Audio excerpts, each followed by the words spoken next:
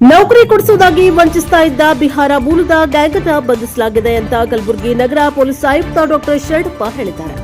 June 5ರ ಮಧ್ಯಾಹ್ನ 1:30ಕ್ಕೆ ನಗರದಲ್ಲಿ ಮಾತನಾಡಿದ ಅವರು, ಅಜಯನಗರ ಠಾಣೆ ಪೊಲೀಸರು ಭರ್ಜರಿ ಕಾರ್ಯಾಚರಣೆಯನ್ನು ನಡೆಸಿ ಬಿಹಾರ ಮೂಲದ ಪ್ರೇಮ ಶಾ ಕುಮಾರ್ ಮತ್ತು ಗಣೇಶ್ ಕುಮಾರ್ ಸಿಂಗ್ ಸೇರಿದಂತೆ ಇಬ್ಬರನ್ನ ಬಂಧಿಸಿದ್ದಾರೆ.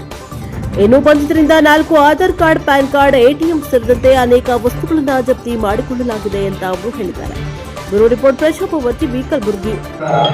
ಪೊಲೀಸ್ನ ಅಜಯನಗರ ಪೊಲೀಸ್ ಸ್ಟೇಷನ್ ಇನ್ಸ್ಪೆಕ್ಟರ್ ಮತ್ತು ಅವರ ತಂಡ ಎಸಿಪಿ ಸೌತ್ ಅವರ ಮಾರ್ಗದರ್ಶನದಲ್ಲಿ ಒಂದು ಒಳ್ಳೆಯ ಕೆಲಸವನ್ನು ಮಾಡ್ತಾರೆ. ಅದು ಬೇಸಿಕಲಿ ಏನಂತಂದರೆ ಒಂದು ಇಂಟರ್ ಸ್ಟೇಟ್ ಜಾಬ್ ಫ್ರಾಡ್ನಲ್ಲಿ ತೊಡಗಿರುವ ಆರೋಪಿಗಳನ್ನು ಬಂಧಿಸುವುದರಲ್ಲಿ ಯಶಸ್ವಿಯಾಗಿದ್ದಾರೆ.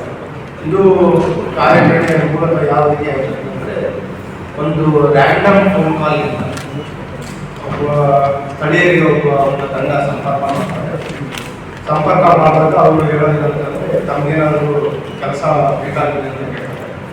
ಇಲ್ಲ ಅಂತಂದಾಗ ನಾವು ಬೇರೆ ನಮ್ಮ ವೃತ್ತಿ ಇರೋದೇನಂತಂದರೆ, ಬೇರೆ ಇಲಾಖೆಗಳಲ್ಲಿ ರಾಜ್ಯಗಳಲ್ಲಿರ್ಬೋದು ಅಥವಾ ಕೇಂದ್ರ ಸರ್ಕಾರದ ಕೆಲವು ಹುದ್ದೆಗಳಲ್ಲಿ ಕೆಲಸ ಕೊಡಿಸ್ತೀವಿ. ಪ್ರತಿ ಕೆಲಸಕ್ಕೆ 5ರಿಂದ 10 ಲಕ್ಷ ನಾವು ಚಾರ್ಜ್ ಮಾಡಿದ್ದೀವಿ.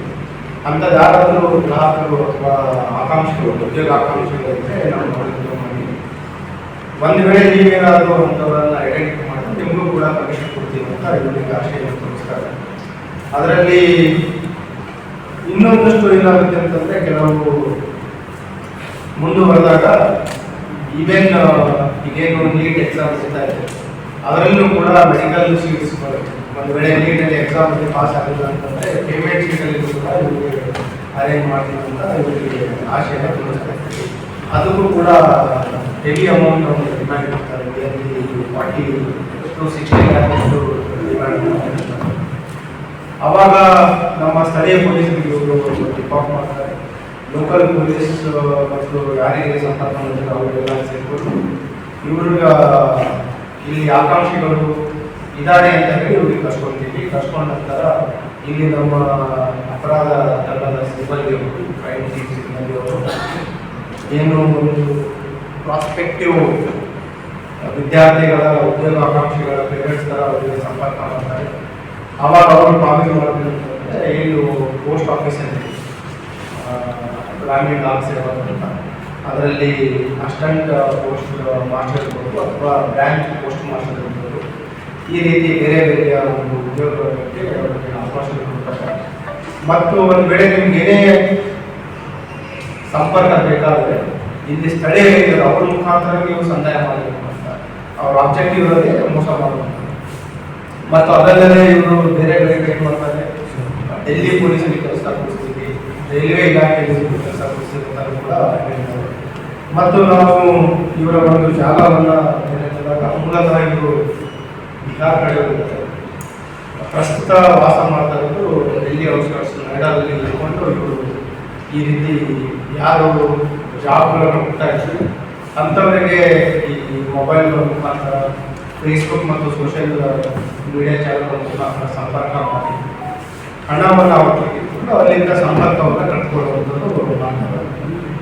ಈಗ ಬಸ್ ಸ್ಟ್ಯಾಂಡಿಂದ ನಮಗೆ ಸುಮಾರು ಕೆಲವು ಏನು ಆಕಾಂಕ್ಷೆಗಳಿದ್ದಾರೆ ಅವರ ಕೆಲವು ಅಪ್ಲಿಕೇಶನ್ಗಳನ್ನು ಸಿಕ್ಕಿದೆ. ಈಗ ಮತ್ತೆ ಕೆಲವು ಫೇಕ್ ಇದನ್ನು ಕೊಟ್ಟಿದ್ದಾರೆ, ಯಾವುದು ಜಾಬ್ ಆಫರ್ ಲೆಟರ್ನೂ ಕೊಟ್ಟಿದ್ದಾರೆ, ಅಪಾಯಿಂಟ್ಮೆಂಟ್ ಲೆಟರ್. ಇದರಲ್ಲಿ ಒಂದು ಕ್ಯಾಂಡಿಡೇಟಿಗೆ ನಾವು ನೋಡಿದರೆ ಸರ್ವತ್ರ ಶಿಕ್ಷಾ ಸಮಿತಿ ಅಂತ, ಇದರಲ್ಲಿ ರೀಜನಲ್ ಪ್ರಾಜೆಕ್ಟ್ ಕಂಟ್ರೋಲ್ ಆಫೀಸರ್ ಅಂತ ಅಪಾಯಿಂಟ್ಮೆಂಟ್ ಲೆಟರ್ ಮಾಡಿದ್ದಾರೆ. ಇದರಲ್ಲಿ ಡಿಸ್ಟೆನ್ಸ್ ಆಗಿದೆ. ಬೇಸಿಕಲಿ ಪ್ರೈಮರ್ಲಿ ಇದರಲ್ಲೂ ಏನು ಸುಮಾರು ವ್ಯತ್ಯಾಸಗಳಿದೆ. ಸೊ ಇದನ್ನು ಕೂಡ ಕೈಗೊಂಡಿದೆ. ಅದಕ್ಕೆ ಇನ್ ಟೈಮ್ ನಮ್ಮ ಅಧಿಕಾರಿಗಳು ಆಪರೇಷನ್ ಮಾಡಿದ್ದಾರೆ. ಮತ್ತು ಏನು ಅಂತರ್ರಾಜ್ಯದಿಂದ ಬಂದು ಡೆಲ್ಲಿಯಿಂದ ಕುಳಿತುಕೊಂಡು ಅವ್ರ ತಂಡದ ಮುಖಾಂತರ ಏನು ಕಲ್ಪುರು ಮತ್ತು ಸುತ್ತಮುತ್ತಲಿನ ಏನು ಯುವಕರಿದ್ದಾರೆ ಅವರಿಗೆ ಏನು ಮೋಸ ಮಾಡಿದ್ರು ಅದಕ್ಕೆ ಒಂದು ಬ್ರೇಕ್ ಆಗಿದೆ. ಅದಕ್ಕೆ ಲೋಕಲ್ ಯಾವುದೇ ಇಲ್ಲ. ಇದರಲ್ಲೆಲ್ಲ ಉದಾಹರಣೆ ಬಿಹಾರ್ ಪೊಲೀಸ್ ಇದೆ, ರೈಲ್ವೆ ರೆಕ್ರೂಟ್ಮೆಂಟ್ ಬೋರ್ಡ್ ಇದೆ, ಆಮೇಲೆ ಕ್ಯಾಂಡಿಡೇಟ್ಸ್ ಇದ್ದಾರೆ ಅಲ್ಲಿ ಲೋಕಲ್, ಆಮೇಲೆ ಇದು ನಮ್ಮ ಡೆಲ್ಲಿ ಇದೆ ಎಜುಕೇಶನ್ ಡಿಪಾರ್ಟ್ಮೆಂಟ್ ಇದೆ, ಜಾರ್ಖಂಡ್ ಪಬ್ಲಿಕ್ ಸರ್ವಿಸ್ ಕಮಿಷನ್ ಇದೆ.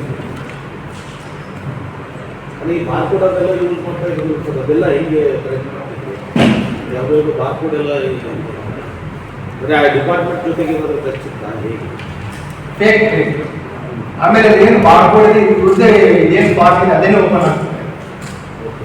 ಸೊ ಟೆಕ್ನಿಕಲಿ ಕೆಲವು ಸ್ಟ್ರಾಂಗ್ ಇರೋದ್ರಿಂದ ನುರಿತ ಇರುವಂಥವ್ರು ಕೂಡ ಇದರಲ್ಲಿದ್ದಾರೆ. ಈ 2 ಜನ ಆರೋಪಿಗಳು ಕರ್ನಾಟಕದಲ್ಲಿ ಬಂದಿದ್ದರು ಅಂತ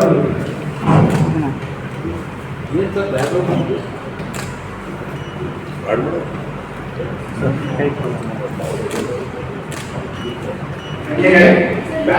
ಬ್ಯಾಕ್ಗ್ರೌಂಡ್ ಏನು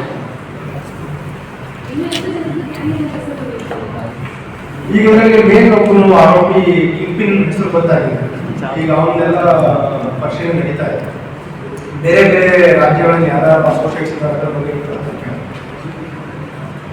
ಮತ್ತೆ ಇಲ್ಲಿ ಯಾರಾದ್ರೂ ಜಾಲದಿಂದ ಮೋಸ ಹೊಂದಿದ್ರೆ ಅವರು ಕೂಡ ನಮ್ಮ ಹತ್ರ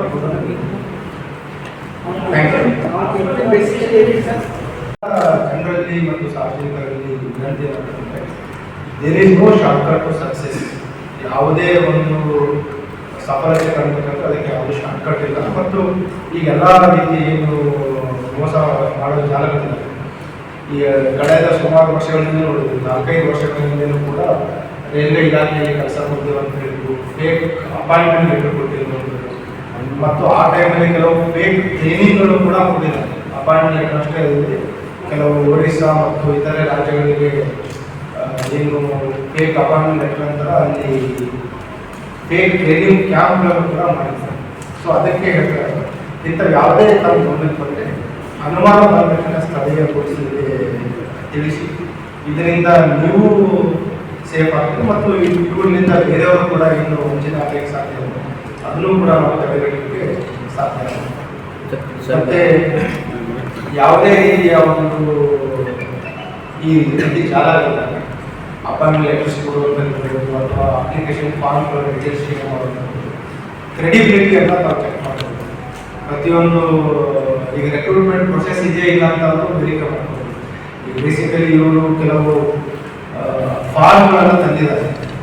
ಈಗ ಉದಾಹರಣೆ ಈಗ ಗ್ರಾಮೀಣ ಡಾಕ್ ಸೇವಕ ಅಂತ ಆಲ್ರೆಡಿ ರೆಕ್ರೂಟ್ಮೆಂಟ್ ಪ್ರೊಸೆಸ್ ಮುಗಿದೋಗಿತ್ತು, ಆದರೂ ಕೂಡ ಅಪ್ಲಿಕೇಶನ್ಗಳನ್ನು ಇವರು ಸೋಷಿಯಲ್ ಮೀಡಿಯಾ ಮುಖಾಂತರ ನಡೆಸ್ತಾ ಇದ್ದಾರೆ. ಸೊ ಇದರ ಮುಖಾಂತರ ಏನಾಗ್ತದೆ, ಅಟ್ಲೀಸ್ಟ್ ಆ ರೆಕ್ರೂಟ್ಮೆಂಟ್ ಪ್ರೊಸೆಸ್ಸಲ್ಲಿ ಇದೆಯಾ ಇಲ್ಲ ಚೆಕ್ ಮಾಡಿ, ಮತ್ತು ಇವರು ಕ್ರೆಡಿಬಿಲಿಟಿಗೂ ಚೆಕ್ ಮಾಡಿ. ಇದು ಯಾವುದೇ ಇದಕ್ಕೆ ಇಂಥವಕ್ಕೆ ಬಲಿಯಾದರೆ ಮತ್ತು ಏನು ಹಾರ್ಡ್ ಆ್ಯಂಡ್ ಮನಿ ಪೇರೆಂಟ್ಸ್ ಕಷ್ಟಪಟ್ಟು ಸಂಪಾದಿಸಿರೋ ದುಡ್ಡಿದೆ ಅದನ್ನು ಈ ರೀತಿ ಜಾಲಗಳಿಗೆ ಕಳ್ಕೊಳ್ಬೇಕು ಅಂತ ಹೇಳ್ತಾರೆ.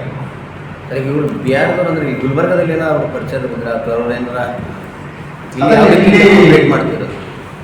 ಗುಲ್ಬರ್ಗದಲ್ಲಿ ಒಬ್ಬರು ಸಾರ್ವಜನಿಕರಿಗೆ ಒಂದು ದೂರವಾಣಿ ಮುಖಾಂತರ ರಾಂಗ್ ಡೈರಿಯಿಂದ ಇದು ಸ್ಟಾರ್ಟ್ ಆಗ್ತದೆ. ಅವರು ಯಾವುದೇ ಒಂದು ಬಿಸ್ನೆಸ್ಗೋಸ್ಕರ ಕರೆ ಮಾಡೋಕ್ಕಾಗಿರುತ್ತೆ. ಕರೆ ಮಾಡಿದಾಗ ಅದು ಇವರಿಗೆ ಹೋಗಿರುತ್ತೆ. ಸೊ ಅವಾಗ ಹೋದಾಗ ಅವರು ಕಂಟಿನ್ಯೂಸ್ ಆಗಿ ಫಾಲೋ ಮಾಡ್ತಾರೆ. ನಾವು ಬೇಸಿಕಲಿ ಈ ರೀತಿ ಏನು ಜಾಬ್ ಕೊಡ್ಸೋದಿದೆ ಹೊಸ ಕೆಲಸ ಮಾಡ್ತೀವಿ, ನಿಮ್ಗೇನಾದರೂ ಬೇಕಾದರೆ ಹೇಳಿರ್ತಾರೆ. ಇಲ್ಲ ಅಂತಂದಾಗ ಅಲ್ಲಿ ಯಾರಾದರೂ ಪ್ರಾಸ್ಪೆಕ್ಟಿವ್ ಕ್ಯಾಂಡಿಡೇಟ್ಸ್ ಇರ್ತಾರೆ, ಉದ್ಯೋಗಾಕಾಂಕ್ಷಿಗಳು, ಪ್ರತಿಯೊಬ್ಬರಿಗೆ ನಾವು ಅಪ್ ಟು 5 lakh ಚಾರ್ಜ್ ಮಾಡ್ತೀವಿ. ಒಂದು ವೇಳೆ ನೀವು ಹುಡುಕಿತ್ತಂದರೆ ಅವರಿಗೆ 1 lakh ಕೊಟ್ಟು ನಿಮಗೆ ಕಮಿಷನ್ ಕೂಡ ಕೊಡ್ತೀವಿ ಅಂತ ಅವರಿಗೆ ಆಮಿಷನ್ ಕೂಡ ಅವರು ಅದರಲ್ಲಿ ಎಷ್ಟು ಜನರಿಗೆ ಅಪ್ರೋಚ್ ಅಲ್ಲ ಏನಾಗಿದೆ, ಅವರು ಅಪ್ರೋಚ್ ಆಗಿದ ತಕ್ಷಣ ಸ್ಥಳೀಯ ಪೊಲೀಸರಿಗೆ ಇವರು ಟಿಪ್ ಆಫ್ ಕೊಡ್ತಾರೆ. ಅವಾಗ ಸ್ಥಳೀಯ ಪೊಲೀಸರ ಜೊತೆ ಜಂಟಿ ಕಾರ್ಯಾಚರಣೆ ಮಾಡಿ ಇವರು ಆರೋಪಿಗಳನ್ನ ಹಿಡಿದ್ರು. ಯಾರೂ ಕೂಡ ಇದರಲ್ಲಿ ಹಣ ಇಲ್ಲಿವರೆಗೆ ಕಳ್ಕೊಂಡಿಲ್ಲ ಮತ್ತು ಯಾರಿಗೂ ಕೂಡ ನಾವು ಏನು ಆಗಬೇಕಾಗುತ್ತೆ ಅದನ್ನು ತಡೆಗಟ್ಟಿದ್ದೀವಿ. ಮತ್ತು ಇಮಿಡಿಯೇಟ್ ನಾನು ಏನು ಹೇಳ್ತಾ ಇದ್ದೀನಿ, ನಮ್ಮ ಪೊಲೀಸರೇ ಡಿಪಾಯಿಂಟ್ ಮಾಡಿ ಅವ್ರ ಮಕ್ಕಳಿಗೆ ನೀಟ್ ಸಿಗಬೇಕು ಮತ್ತು ಕೆಲವೊಂದು ಪೋಸ್ಟಲ್ಲಿ ಕೆಲಸ ಪೋಸ್ಟ್ ಆಫೀಸಲ್ಲಿ ಕೆಲಸ ಅಂತ ಹೇಳಿದಾಗ ಅವಾಗ ಅವರು ಪ್ರಾಮಿಸ್ ಮಾಡ್ತಾರೆ. ಪ್ರಾಮಿಸ್ ಮಾಡಿ ಏನು ಲೋಕಲ್ ಇರ್ತಾರೆ ಅವ್ರ ಮುಖಾಂತರ ಪೇಮೆಂಟ್ ಮಾಡಬೇಕಂದ್ರೆ ಬೇಸಿಕಲಿ ಅವ್ರ ಮೋಡಸ್ ಆಪರೇಟಿಂಗ್ ತಪ್ಪಿಸ್ಕೊಂಡು ಹೋಗಿದ್ದಾರೆ. ಒಂದು ವೇಳೆ ಯಾರೇ ದುಡ್ಡು ಕೊಟ್ಟರು ಕೂಡ ಸ್ಥಳೀಯರೇ ಸಿಕ್ಕಿರಬೇಕು ಮತ್ತು ಇವರು ಏನು ಪ್ರಾಸ್ಪೆಕ್ಟಿವ್ ಆಕಾಂಕ್ಷಿಗಳಿದ್ದಾರೆ ಅವ್ರ ಸಂಪರ್ಕಕ್ಕೆ ಬರಬಾರ್ದು ಅಂತ ಜಾಣತನದಿಂದ ಕಾನ್ಸ್ಟೇಬಲ್ ಇನ್ನೂ ಹಿಂದೆ ಯಾರು ಇಲ್ಲ. ಅಲ್ಲ ಅಂದ್ರೆ ಬೇರೆ ಕಡೆಯಾದ್ರು ಹಿಂದೆ ಯಾರಿಗಾದ್ರು ಎಷ್ಟು ಜನಕ್ಕೆ ಮಾಡಿ ಕೆಲವು ಪ್ರಾಥಮಿಕ ಮಾಹಿತಿ ಬಂದಿದೆ ಏನಂತಂದ್ರೆ ಇವರು ಇತರೆ ಪ್ಲೇಸಸ್ಗಳಲ್ಲಿ ಉದಾಹರಣೆಗೆ ಡೆಲ್ಲಿ ಸುತ್ತಮುತ್ತ ಇರಬಹುದು, ಪುಣೆಯಲ್ಲಿ ಕೆಲವರು ಮಾಡಿದ್ದಾರೆ ಅಂತ ಹೇಳ್ತಾರೆ, ನಾಸಿಕಲ್ಲಿ ಮಾಡಿದ್ದಾರೆ ಅಂತ ಹೇಳ್ತಾರೆ, ಒರಿಸ್ಸಾದಲ್ಲಿ ಮಾಡಿದ್ದಾರೆ ಅಂತ ಹೇಳ್ತಾರೆ, ಬಿಹಾರದಲ್ಲಿ ಮಾಡಿದ್ದಾರೆ. ಇವ್ರದ್ದೇ ಕೆಲವು ಇವರು ಏನಿದ್ದಾರೆ ಅಸೋಸಿಯೇಟ್ಸ್ಗಳ ಮುಖಾಂತರ ಮಾಡಿದ್ದಾರೆ ಅಂತ ಮಾಹಿತಿ ಕನ್ಸರ್ನ್ ಏನಂತಂದ್ರೆ ಯಾರೇ ಇಂಥವ್ರು ಬಂದರೆ ಇಮಿಡಿಯೇಟ್ ಪೊಲೀಸ್ ಕಂಪ್ಲೇಂಟ್ ಮೋಸ ಹೊಂದೋದನ್ನ ತಡೆಗಟ್ಟಬೇಕು. Okay, thank you.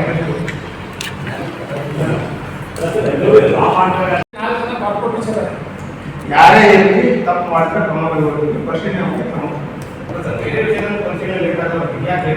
ಎಲ್ಲ ಕಡೆ ಪರಿಶೀಲನೆ ಆಗೇ ಆಗುತ್ತೆ. ಅವರು ಮಾಡಿದ ಕಾರಣಗಳನ್ನು ಪರಿಶೀಲನೆ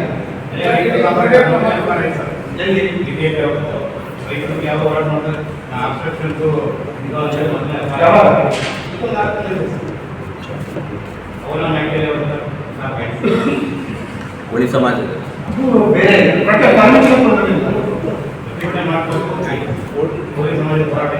ಪರ್ಮಿಷನ್ ತೊಗೊಂಡಿಲ್ಲ.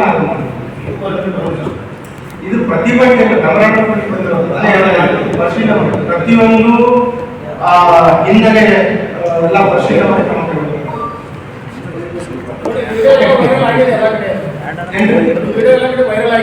ಚೆಕ್ ಮಾಡಿ ನಿಮ್ಗೆ ಗೊತ್ತಾಗುತ್ತೆ.